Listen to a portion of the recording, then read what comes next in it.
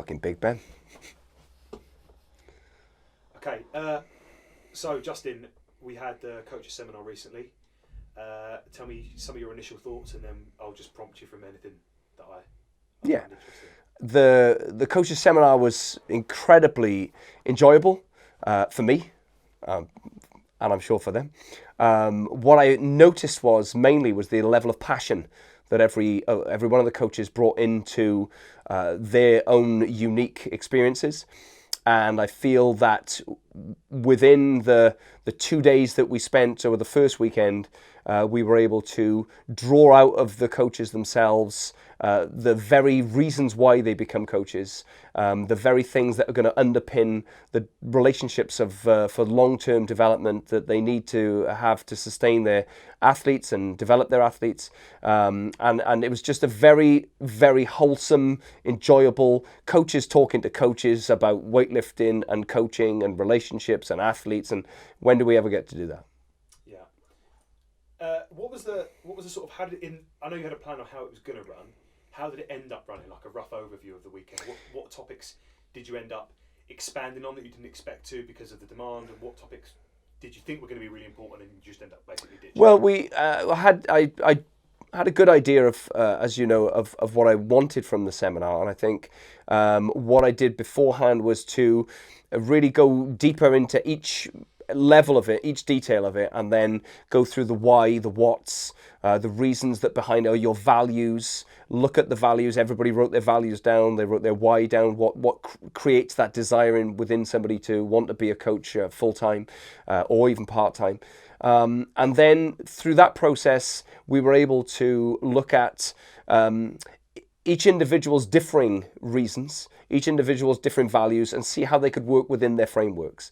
And so we went from that, the coach identifying themselves, creating through the why, the reason that underpins the purpose of their actions and intent and deeds, and then what will happen when they forge the relationship then with the athlete. The athlete being, we brought Michael Farmer in. He spoke for a very hour with laser-like vision, very entertaining, and dare I say, showed me elements of his character that I hadn't perhaps seen before, and his determination. And it was a good lesson for me to think to myself, well, perhaps I need to speak to Michael a little bit more, in terms of, he surprised me. He spoke very eloquently for an hour, and it was a very impressive presentation, and gave some of the coaches perhaps who haven't as yet had relationships over maybe 3, 4, 5 years into an elite status, a good idea of what athletes of that nature and caliber, that's how they think. They think in very,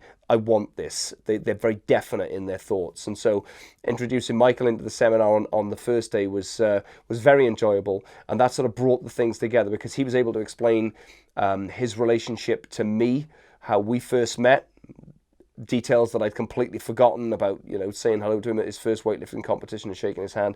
Small things that obviously mean something to him, and naturally are part of my nature, but didn't necessarily mean anything to me at the time, but had enough of a carryover for him to then say, right, I'd like to be there as an athlete. And so when you are behaving in a way that is genuinely you're then creating clarity for those who want to be around it, if that makes sense. So it was definitely in the seminar, people were looking at the way they speak, the way they communicate, the behavior.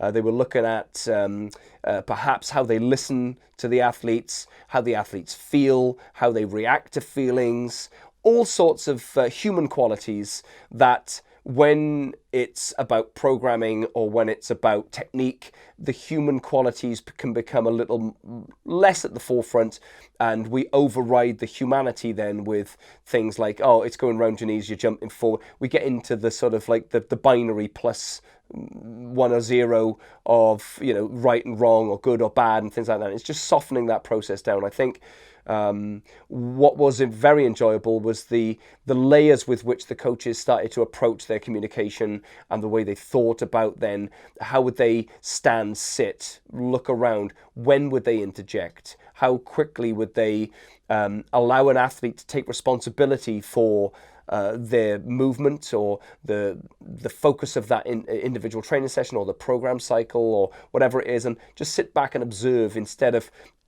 nudging all the time with a cue or a comment or something, or an affirmation. Remember that the athletes are, they can be a little bit on the needy side, some of them. And so what you get then is, was that a good lift, or how was that? And then they want validation and things like that. And sometimes you have to step away from the validating, sometimes give it, yes. Other times step away from it and then allow them to process it through feel and then repeatability and then responsibility. So there was lots in the seminar that sort of led along those lines, about some real life examples and then some conceptualizing of how relationships build and grow and how you change and grow and develop, and what then happens through the whole process of years, because it's not, people will think in terms of weeks and months, but once you start getting into year 3, year 4, year 5, year 6, year 7, there's not a lot to say to an athlete except, hi, how are you? You want to know more about them as individuals than it is, today you're doing ABC. They fucking know what they're doing. They're at a level where you and they know exactly the procedure of training. You know them well, you know their warm-ups, you know their body language, and so you're trying to find out all of those details. And I think for the coaches who came on the seminar, they've all got that instinct. They've all got a desire and a passion, and that was very evident. That was very enjoyable to witness, their raw passion coming through, communicating that, and also how they absorbed the information that I had from my experiences, and how I was able to hopefully give them things that they can resonate with, they can use and build on. And the feedback's been really positive over the last week or two. We're going into the mentoring stage now, so it's very enjoyable. Talking about the mentoring stage, what's obviously for people who weren't on the seminar, they won't be aware, it was a weekend long seminar. Yeah. Plus every person who went on the seminar is being mentored for a period of time afterwards. Yeah. What exactly? Can you give us more details? So we had the initial weekend, we had the Saturday and the Sunday, and we went through the coach, the athlete, and on the Sunday we went through long-term planning and train principles and all these different things. Then, once you go away with all this knowledge, and it was over, I suppose, let's say 13, 14 hours worth of information and back and to and fro, you've got to go and apply it. And so I decided to give the coaches me for 3 months. So that's an arranged phone call every week. That is, send me your programs if you need me to look at programs, or if you need me to view any lifting. Use me as much as you need to, but also contemplate on the drive home, what is it you need? Because some people will be good tacticians and will have a good strategizing brain, but perhaps need more assistance in other areas, and others will not have written so many programs or something like that. So they would like a bit of support when it comes to the reinforcement of their choices or decisions, or just a little tweak on structuring here and there. And it's basically, the mentoring is having someone to communicate with when normally you'd be making all the decisions on your own. And it's sharing that journey with somebody who has had experience to the level I've had experience, and is able to feedback in a practical, calm, non-emotional way to you each week, whether it be for 10 minutes or whether it be for an hour. And some of the calls get longer than others. And so that's the nature of the mentoring process, is just guiding and helping, but knowing that, like anything, it takes some time. And so it's 3 months worth of one-to-one mentoring in that sense.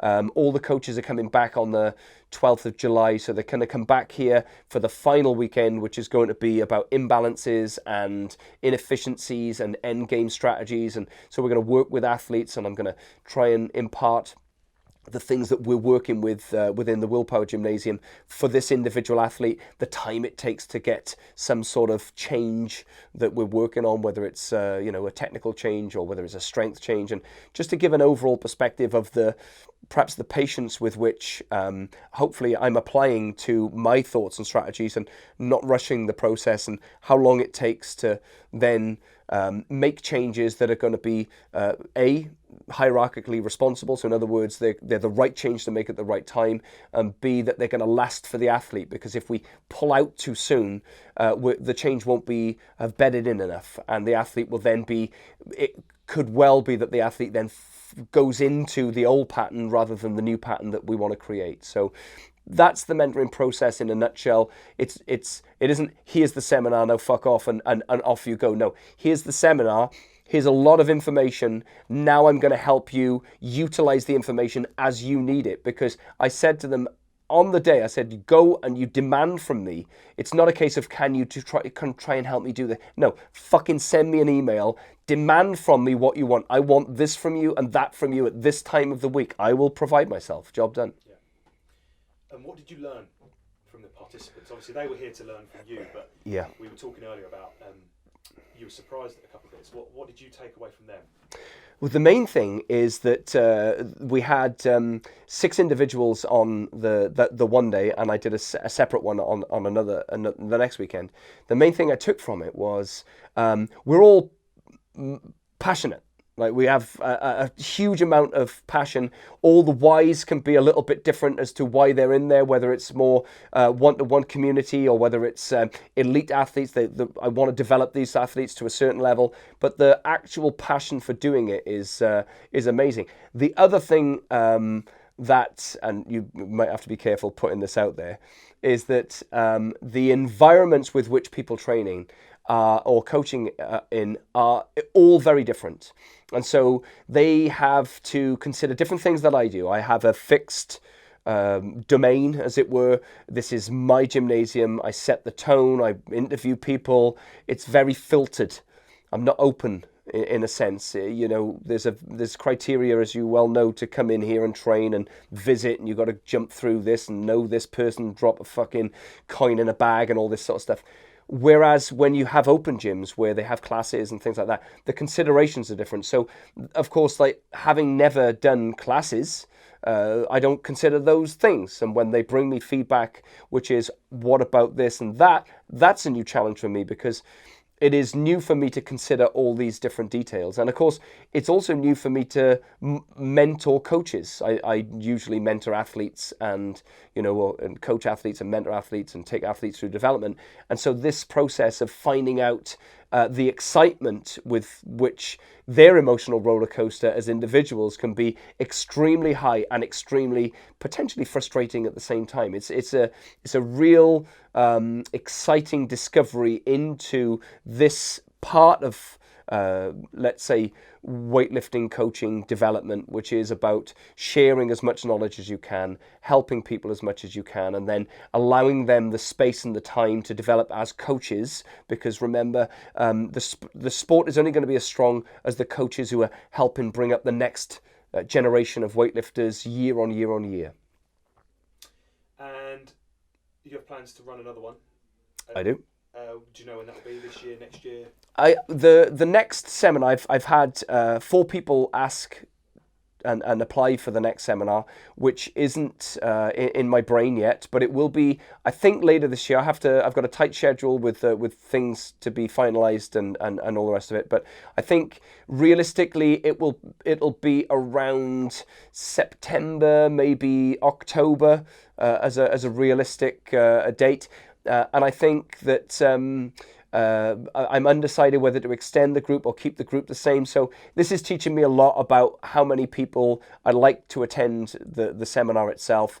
We've had 6 on this seminar. That's a really good number. I've got to know everybody really well. I feel there's enough time in my week alongside the athletes that train at Willpower to help the coaches that have come on the seminar and give them enough time, enough quality time, listen to them, spend time digesting the information they're asking for and sending. So I think that the sort of number it certainly won't exceed 10, but it might grow a little bit. And again, the mentoring, I'll have to see how much that demand increases as the times go on. So it's a malleable thing, like everything. But I'm very excited for the next one. And there are 3 or 4, as I said, already showing interest to be on the next one. So whether or not we release I'd like to perhaps release an earlier lead up to the next one, so people have like 2 or 3 months to get themselves prepped and whatnot, and so we can have earlier communications.